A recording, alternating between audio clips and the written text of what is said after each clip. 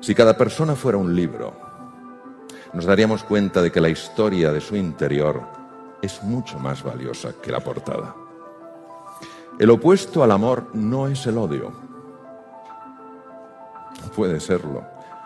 Lo opuesto al amor es el miedo. Es el miedo a amar. Por eso, la propuesta para la reflexión es introducir en nuestra vida más el respeto a los demás y a nosotros mismos, la generosidad, la compasión, comprender el sufrimiento, la benevolencia y el amor gratuito. ¿Qué es el amor gratuito? El amor gratuito es: quieres a las personas sencillamente porque las quieres ver felices, quieres a las personas porque te importan. Si te lo agradecen, magnífico, y si no, no lo has hecho para que te lo agradezcan.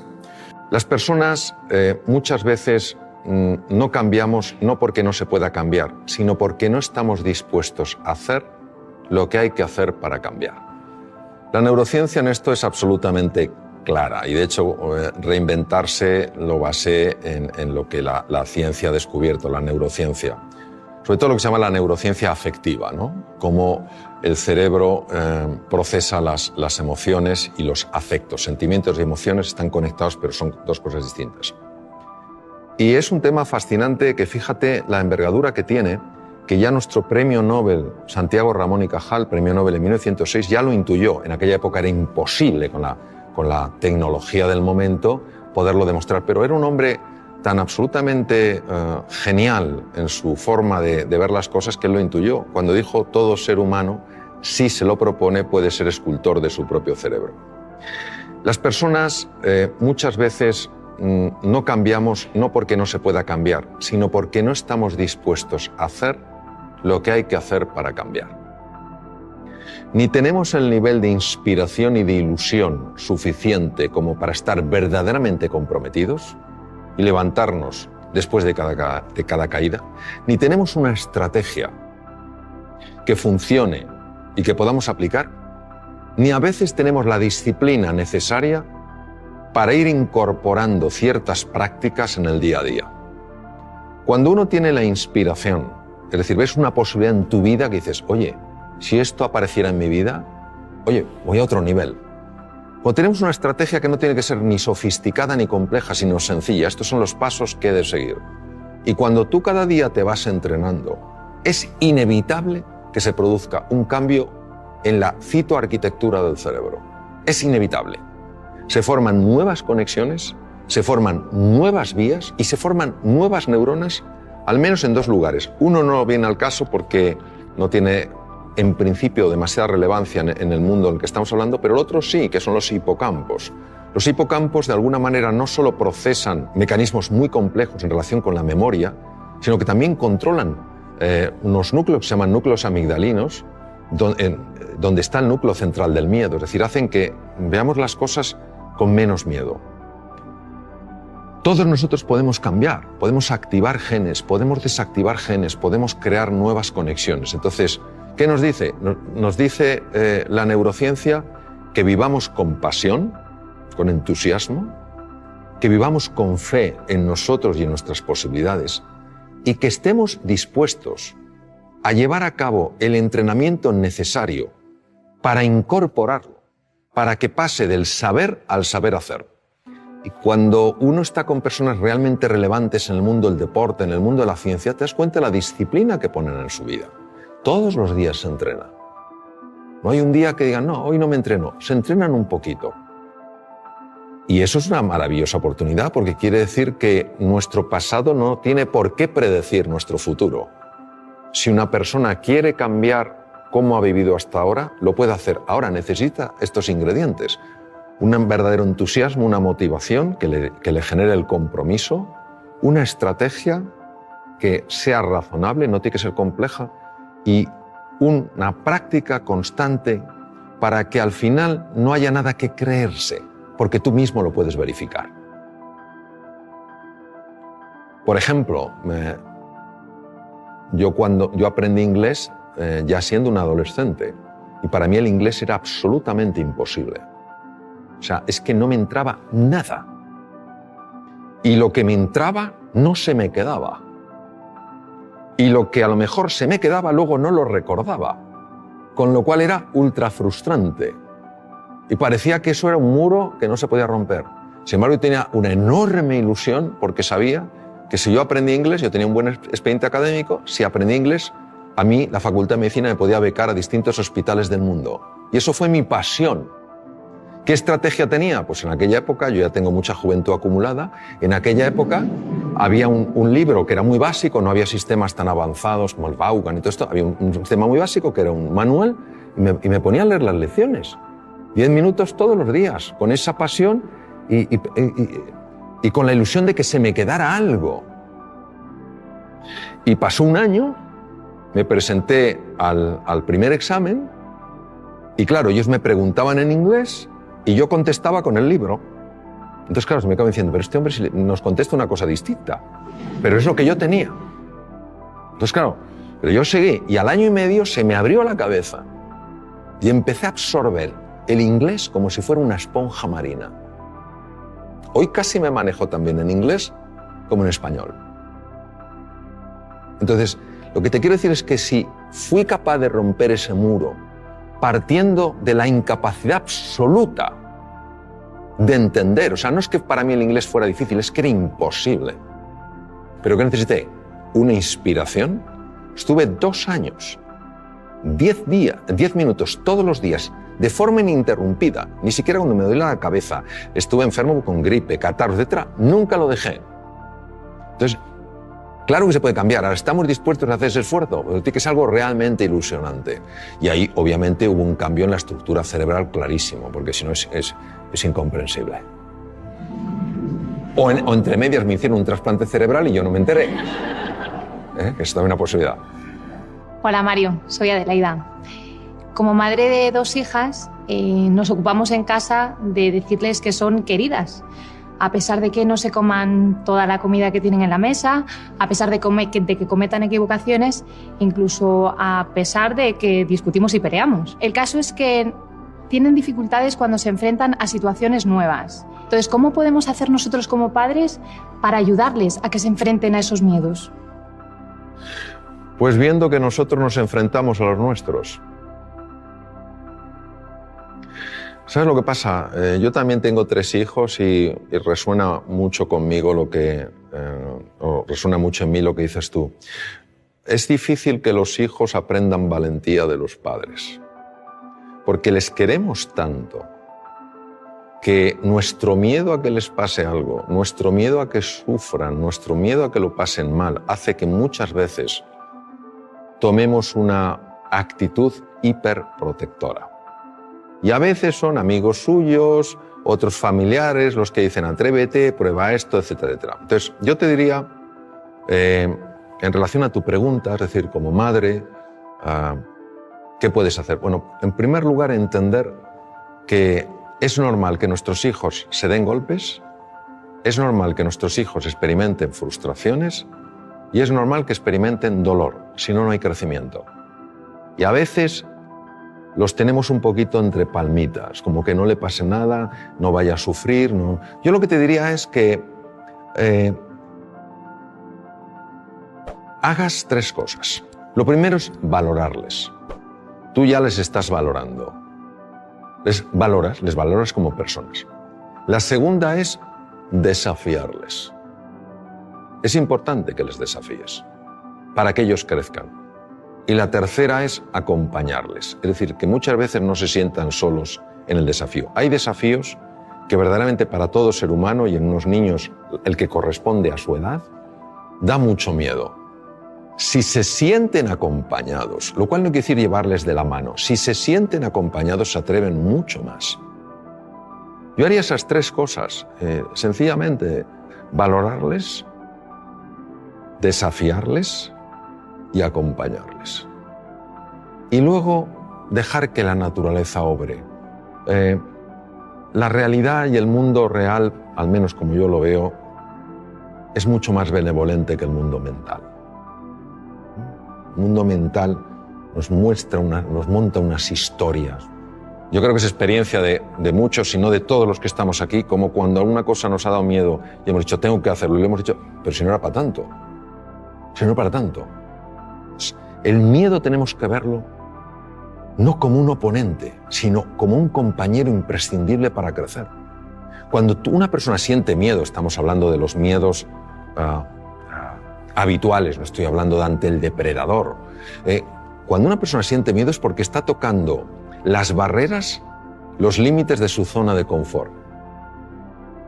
Y esa es la llamada para estirarse. Esa es la llamada para crecer. Toda la magia está fuera de la zona de confort. Todos tenemos miedo. En una ocasión, un piloto, hace muchos años, norteamericano, los mejores pilotos de Boeing 747, los Jumbo, le preguntaron qué sentía al despegar con 400 pasajeros. Y él dijo, miedo. Y el que entrevistó dijo, Dios mío, ¿pero cómo puede tener usted miedo? Así que dijo, no, yo tengo miedo, que no es lo mismo que el miedo me tenga a mí. Cuando yo tengo miedo, tengo un nivel de atención, un nivel de alerta, un nivel de eficiencia que no tendría si para mí fuera algo banal, estaría mucho más despistado. Ahí estoy atento. Pero el miedo no me tiene a mí, es decir, yo no estoy en pánico. Es completamente diferente. Entonces ese puntito tenemos que verlo. Luego que vean en ti también, como yo procuro, con mis errores, por supuesto, que vean en mí que hay una coherencia entre lo que decimos y lo que hacemos. Porque al final nuestros hijos no van a hacer lo que les digamos, van a hacer lo que vean. Hola Mario, mi nombre es Fernando y soy director pedagógico en un colegio. Mi pregunta está relacionada con el micromundo que es siempre un aula. ¿Por qué es tan importante el estado de ánimo de alumnos y profesores en el proceso de aprendizaje y qué estrategias podemos utilizar para conseguir que ese estado de ánimo sea el óptimo? Me gusta especialmente de tu pregunta que incluyas tanto alumnos como profesores, porque creo que es importantísimo valorar el estado de ánimo del profesor. Un sistema educativo que no valora el estado de ánimo del profesor, creo que se equivoca profundamente. El profesor es el elemento más importante del sistema educativo. No es la tecnología, no es el aspecto de las aulas ni el tamaño de los campos deportivos. Es el profesor. Y si un profesor ha perdido el ánimo, ánimo es alma, se ha desanimado, es importante ayudar a esa persona a que recupere el ánimo porque, primero, es una profesión importantísima. Segundo, porque lo necesita para estar bien y lo necesita para enseñar bien. E igual pasa con el alumno. Si un alumno ha perdido el ánimo, es muy difícil que pueda captar nada. ¿Por qué es tan importante? Nosotros somos hijos de Descartes. Y Descartes, filósofo del siglo XVII, padre de la filosofía racionalista, obviamente fue un hombre muy brillante. Sin embargo, dijo algo que penetró mucho en el inconsciente colectivo y vivimos de acuerdo a aquello. Él hablaba de que había procesos mentales, res cogitans, y elementos físicos corporales, res extensa, y que no se comunicaban prácticamente. Esto nos ha llevado a pensar que el aprendizaje, el conocimiento, pues es una cosa fundamentalmente intelectual, cognitiva, y el elemento emocional era un tema de pasada. Si estabas a gusto, bien, pero tampoco afectaba. Uno de mis maestros, Antonio Damasio, escribió un libro precioso con un gran componente científico, se llama El error de Descartes, donde claramente muestra que si tú aboles, dañas la parte emocional, inevitablemente estás perturbando y dañando seriamente la parte cognitiva. Cuando se estudia la neurociencia afectiva, se ve que una persona, por ejemplo, que haya perdido el ánimo, que esté desilusionada, que esté desesperanzada, que se sienta impotente, no tiene el mismo riego cerebral que una persona que se sienta con ilusión, que se sienta con ánimo y se sienta con ganas. Las zonas más anteriores del cerebro, lo que se llaman áreas prefrontales, que son esenciales en el mantenimiento de la atención, en la memoria, en el aprendizaje y en la creatividad, son muy dependientes del estado emocional. Por eso una persona entusiasmada, con un proyecto, ilusionada, que se siente a gusto, acompañada de gente que cree en ella, etcétera, etcétera, es una persona mucho más inteligente, mucho más creativa y mucho más emprendedora. La misma persona, si le cae el ánimo, si se siente incapaz, etcétera, no importa si es capaz o no, no ejercitará esas capacidades porque las tiene abolidas. Es el cuidado del ánimo, del estado de ánimo, en alumnos y profesores es clave. Entonces, a veces nos embelesa la tecnología. Y está muy bien la tecnología. El elemento esencial siempre será el profesor y su relación con el alumno. Siempre, afortunadamente, será un elemento humano. Esto será insustituible. Entonces, por eso me parece clave. Cuando uno sabe que esto es importante, lo puede cuidar. Entonces, ¿qué se puede hacer? Lo que se puede hacer es sencillamente crear un espacio de verdadera escucha donde las personas sin ningún tipo de miedo puedan transmitir lo que sienten y lo que necesitan y no tener que ocultárselo. Y si un profesor dice, he perdido el ánimo, es importante creer en esa persona, valorarla, desafiarla y acompañarla a que lo recupere. Si ni siquiera esa persona transmite que ha perdido el ánimo, porque no siente que hay un espacio dispuesto a escuchar eso, ¿cómo la vamos a ayudar? Si un alumno en un momento determinado se siente desanimado, qué importante es que pueda transmitírselo a un profesor para que le ayude. Tenemos un concepto absolutamente obsoleto de lo que es la inteligencia, lo que es la creatividad. Creemos que son capacidades fijas. El propio Daniel Goleman hizo un estudio en un barrio de Boston. Yo ejercí como cirujano en Boston. Un barrio que se llama Roxbury, que es un barrio muy complicado. Niños con cocientes intelectuales muy bajos. Empezó a ilusionarles, empezó a motivarles, empezó a hacerles creer en sí mismos y en sus posibilidades. Pasado unos meses, les volvieron a hacer un test de cociente intelectual, que lo lógico es que hubieran sacado la misma puntuación y algunos sacaron 20 puntos más. Entonces, lo que no podemos es creer que el ser... Qué bien lo decía Ortega y Gasset. Decía, el ser humano no es un participio, sino un gerundio. No estamos hechos del todo, sino que nos vamos haciendo. La inteligencia se va haciendo, la creatividad se va haciendo, todo se va haciendo. Y la conexión es el ánimo que tienes, la ilusión. Pues curiosamente esto, a pesar de toda la investigación que hay que lo refuerza, sigue siendo en muchos medios una rareza. Es como una conversación que no se tiene. Parece que estamos en el siglo XVII. Que hemos avanzado mucho tecnológicamente, pero no tenemos el tipo de conversación que a lo mejor podríamos tener para tocar temas de esta envergadura. Y no hay nadie que no tenga momentos con el ánimo caído y necesite que alguien le ayude a levantarlo. Si lo podemos expresar con confianza, si podemos abrir nuestra vulnerabilidad sin sentirnos en peligro, es que todos ganamos. No se trata de conocer mi verdad. Vosotras sabéis que muchas veces, con frecuencia, de forma no intencionada, buscamos imponer nuestra verdad a los demás, considerando que nuestra verdad es la verdad, que lo que vemos es toda la realidad y no solo un pequeño aspecto de la realidad. Esta reflexión que vamos a hacer juntos es para descubrir la verdad acerca de mí. Que cada uno haga su reflexión para que se mire hacia adentro. Es un viaje interior. Se ha mencionado al gran filósofo Wittgenstein, el austriaco, tan conocido sobre todo por su Tractatus. Y yo voy a utilizar otras frases de Wittgenstein que decía: los límites de mi lenguaje son los límites de mi mundo. Quiere decir que nosotros hoy, aunque usamos palabras, y las palabras son el gran descubrimiento del ser humano hace 150.000, 200.000 años, sabiendo que la palabra y el lenguaje de alguna manera moldea nuestra forma de pensar, el lenguaje genera emociones, genera imágenes, hemos hoy juntos de ir más allá del lenguaje. ¿Cómo se puede hacer esto? Yo solo he descubierto una forma, que es la metáfora.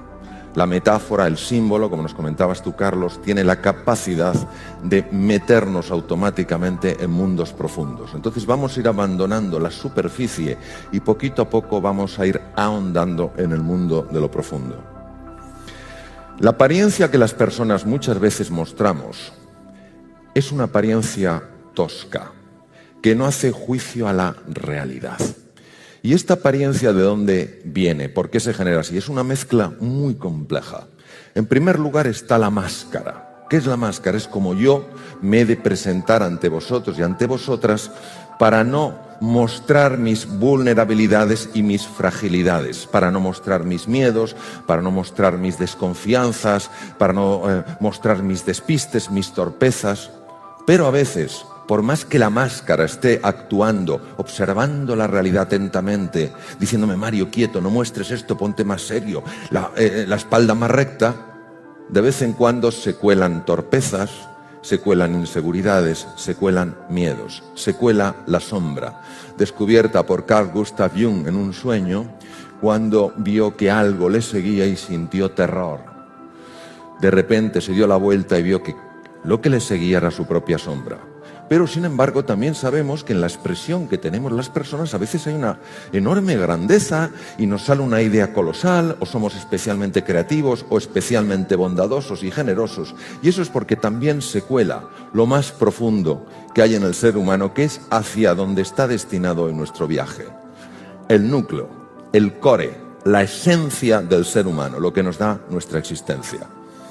Si nosotros vamos abandonando un poco el pensamiento, lo cual se consigue a través de la reflexión profunda, la meditación, el silencio, del que tú nos hablabas tan bellamente, Javier, el silencio, cerrar los ojos, y empezamos a alejarnos de este diálogo incesante que a veces tenemos, esta jaula de grillos, penetramos en el núcleo de la geoda.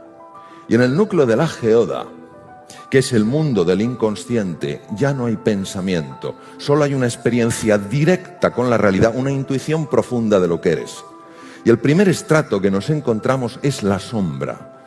¿Qué es la sombra? Todo aquello de ti, no solo que no te gusta, sino que crees que no es aceptable y has sumergido en las profundidades de la inconsciencia porque crees que si lo muestras vas a ser rechazado. Hay una sombra que es la sombra blanca en la cual sumergimos incluso la alegría. Imaginaros que habéis estado en un entorno familiar cuando erais pequeñitos o un entorno escolar y vosotras vuestra alegría la mostrabais y alguien os ha dicho, aquí todo es demasiado serio. ¿Qué es eso de reírse tanto o estar tan contento? No sé si sabéis que después del desastre de Cuba, donde España fue un desgarro, Valle Inclán atacó durísimamente, la generación del 98, Valle Inclán atacó durísimamente a Joaquín Sorolla, el pintor de la luz, porque no podían aceptar en aquella época donde todo el mundo se desgarraba las vestiduras y se cubría el cuerpo de ceniza, no podían entender un pintor de la alegría, un pintor de la ilusión, un pintor de la luz. Y eso nos pasa también a las personas, vamos sumergiendo aspectos nuestros porque parece, da la sensación, tenemos la idea de que si los mostramos no vamos a ser aceptados. Por eso, la primera experiencia cuando se entra a través de la meditación, la reflexión o el silencio profundo es la experiencia con la sombra. No es una experiencia agradable, es entrar en el basurero. Pero ese basurero es parte de lo que somos. Nosotros no somos basura. Una ciudad con basura no puedes decir es un basurero, tiene basura y esa basura es parte de lo que eres. Y si no lo asumes, si no lo asumimos, si lo aceptamos, va a salir por los recovecos y cuando menos te interesa vas a decir lo que no querías decir y cuando menos te interesa vas a hacer lo que no querías hacer. Pero fijaros, en el núcleo de la geoda está el ser, lo que nos da la existencia, lo profundo, lo inefable, lo que no hay manera de describirlo con el lenguaje, pero se puede experimentar con extraordinaria profundidad. La sombra, como no la aceptamos, la proyectamos en los demás y les rechazamos. Y yo, por ejemplo, si no acepto gestos míos de la torpeza y he sumergido la torpeza, veré con claridad diáfana la torpeza en los demás y en los demás lo rechazaré. Qué cosa tan curiosa, cuando los demás están actuando como espejo mío. Nelson Mandela, 27 años en Robben Island, por su condición de ser un hombre de color y por ir en contra del apartheid. Durante 3 años odió a sus carceleros. Supo que su hijo probablemente no había muerto en un accidente, sino en un asesinato y no le dejaron ir al entierro. Pero a los 3 años descubrió que tan esclavo es aquel, tan prisionero es aquel que está detrás de unas rejas como aquel que es prisionero de su odio. Y decidió dedicar su vida, aunque a lo mejor jamás saliera de prisión, a la reconciliación. Este hombre en el discurso como presidente de la nación sudafricana utilizó unas palabras maravillosas de la gran escritora norteamericana Marianne Williamson y dijo: el ser humano no tiene miedo a su oscuridad, tiene miedo a su luz. Vivimos tanto en la cáscara, en la superficie, incluso en contacto con la sombra, que no se nos ha pasado por la cabeza, como tan maravillosamente escribía Carlos, que si encendiéramos un poco la antorcha, veríamos que además de las telarañas, además de las paredes viejas y agrietadas, hay un tesoro de incalculable valor que somos cada uno de nosotros. Don Juan Ramón Jiménez, no corras, ve despacio, que donde tienes que ir es a ti solo. Voy a utilizar otra metáfora para hablar de este mundo por la enorme sutileza y porque se escapa el lenguaje. Imaginaros que fuéramos olas. Una ola que tiene un nivel de conciencia elevado sabe que está hecha de mar y por tanto ve a otra ola, sea más alta, más baja, más ancha, más delgada, y la reconoce como de la misma naturaleza y por tanto sería absurdo que tú atacaras a algo que es de tu misma naturaleza. Pero ¿qué pasaría si la ola se hubiera olvidado de que está hecha de mar y solo se fijara en su forma y dijera: yo soy una ola y tú eres una ola diferente y no hay nada que me una a ti en la distancia? Ese momento que no se sabe cuándo se originó es cuando surge en el ser humano la creencia que creemos que hay, o entendemos que es la más profunda, que anida en el ser humano, y que es el ego. El ego es una creencia de enorme profundidad en la separación. Cada ola se ve separada del resto. Por tanto, si tú, otra ola, desapareces, te estrellas con una roca, ¿qué más me da si tú eres distinta a mí? De ahí nace el egoísmo, el ensimismamiento, el centramiento exclusivamente en uno. Pero si yo reconozco que tú, ola, vas a estrellarte contra una roca, pero entiendo que tú y yo somos unidad porque somos océano, ya me importa y jamás te podrá hacer daño. Esta creencia se genera muy pronto en el ser humano, probablemente va de generación en generación y nacemos con ella. Y tiene un arraigo importantísimo a nivel del cerebro. Cuando somos niños, al sentirnos aislados, aunque vivamos en una familia y vivamos en un entorno cultural, al sentirnos aislados, al sentirnos en peligro, al sentirnos indefensos, cualquier experiencia que tengamos de pequeñitos que incremente esa sensación de pequeñez, de aislamiento, de miedo, de impotencia, va dejando un recuerdo probablemente en ciertas regiones del cerebro, fundamentalmente en los núcleos amigdalinos. ¿Qué ocurre? Que cuando somos mayores eso está ahí y vamos a un sitio, vamos a una fiesta, nadie nos hace ni caso y ese no sentirte aceptado inmediatamente produce un disparo en esas estructuras cerebrales. Vamos a un sitio, encontramos la incertidumbre, no sabemos cómo controlar, ¡cha!, se vuelve a disparar la pistola. ¿Qué ocurre en el cerebro cuando se dispara este trigger, cuando se dispara esta pistola, este gatillo? Hay cambios muy profundos. Y el primero, como os he comentado, es que ciertas áreas del cerebro, la amígdala, ciertas áreas del hipotálamo, el hipotálamo lateral, se ponen en marcha y dan lugar a una reacción de alarma. Fijaos, no digo de alerta, no digo de alarma. Cuando esta reacción de alarma se produce, estamos probablemente ante el origen de la violencia, porque sale la bestia que hay en nosotros. Sale Mr. Hyde. Y Mr. Hyde en ese momento se siente aún más ola separada del resto, más amenazada y necesita tener, poder, controlar, someter. Pero esto no es porque el ser humano en su núcleo no tenga bondad, verdad o belleza. Es porque vivimos a nivel de una creencia muy instalada que es el ego, donde cada ola no se siente parte del mar. Cuando las personas somos violentas, es porque tenemos miedo y porque sufrimos. Detrás de todo acto de agresividad hay una persona que sufre y que muestra su sufrimiento, curiosamente, haciendo sufrir a los demás. Otra cosa importantísima que me encantaría compartir con vosotros. Cuando se activan los centros de alarma en el cerebro, en la amígdala, en el hipotálamo lateral, se desconecta por completo o casi por completo las áreas más importantes del cerebro humano para pensar con claridad, para tomar buenas decisiones, para aprender, para ser creativo. Es decir, las áreas de la inteligencia se desconectan. On, el sistema de alarma. Off, el otro. El budismo no es una religión en el sentido habitual que utilizamos, aunque religión viene de religare, que es volver a unir lo separado. Es una filosofía. Y los budistas, Sakyamuni Buda, el príncipe Gautama Siddhartha, fueron grandes y son grandes investigadores de la mente. Yo he tenido algunos maestros budistas que me han ayudado a entender aspectos de la mente. Y fijaros qué interesante. Su receta, su camino en 7 pasos para ir reduciendo el poder que esa creencia tiene en nosotros. No te sientas ofendido. Libérate de la necesidad de ganar. Libérate de la necesidad de tener razón. Libérate de la necesidad de sentirte superior. Libérate de la necesidad de tener más y más. Libérate de la necesidad de identificarte con tus logros. Yo soy mis logros, yo soy mi estatus, yo soy mis títulos académicos, yo soy... No, tú eres mucho más que eso. Tú tienes unos títulos académicos, tú tienes una formación, tú tienes unos años, tú tienes una nacionalidad, tú eres mucho más que eso.